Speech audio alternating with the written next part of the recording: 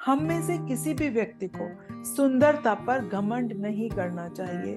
वैसे भी सुंदरता का कोई मापदंड नहीं है। हमें अगर कोई व्यक्ति सुंदर लगता है तो हो सकता है किसी अन्य व्यक्ति को वो व्यक्ति सुंदर ही न लगे।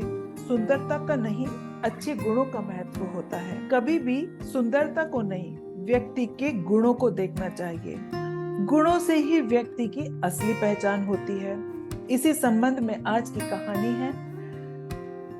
पुराने समय में एक राजा बहुत सुंदर था। इसी वजह से उसे अपने सुंदर चेहरे पर घमंड हो गया था।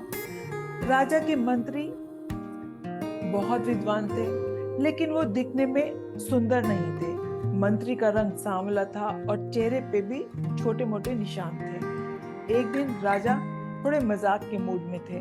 उन्होंने अपने मंत्री से कहा, आप बुद्धिमान हैं, लेकिन अगर आप सुंदर भी होते तो बहुत अच्छा रहता। अब मंत्री समझ गए कि राजा उनकी खिंचाई कर रहे हैं। मंत्री ने राजा से कहा, राजन, रूप रंग तो उम्र के साथ नष्ट हो जाता है।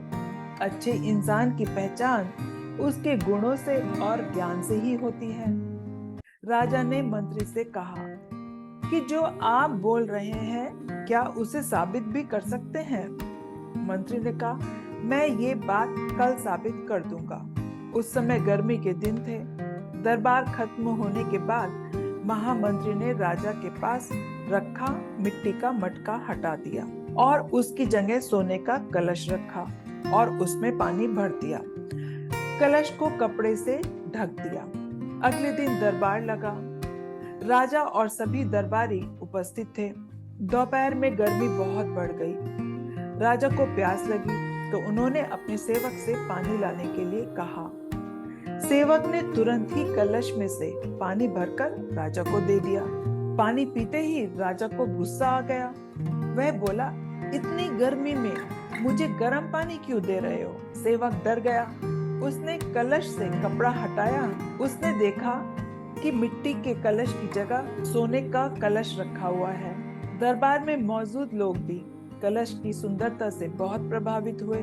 सभी उसकी तारीफ कर रहे थे, लेकिन राजा का गुस्सा शांत ही नहीं हो रहा था। राजा को क्रोधित देखकर मंत्री उनके पास पहुंचे और उन्होंने कहा कि राजन, कल मैंने कहा था कि सुंदरता से ज्यादा महत्व ज्ञान और गुणों का है। सोने का कलश सुंदर है, लेकिन ये पानी ठंडा नहीं कर सकता, जबकि कुरूप काली मटकी पानी को ठंडा रखती है। इसलिए ठंडा पानी पीने के लिए मटकी ही रखी जाती है, सोने का कलश नहीं।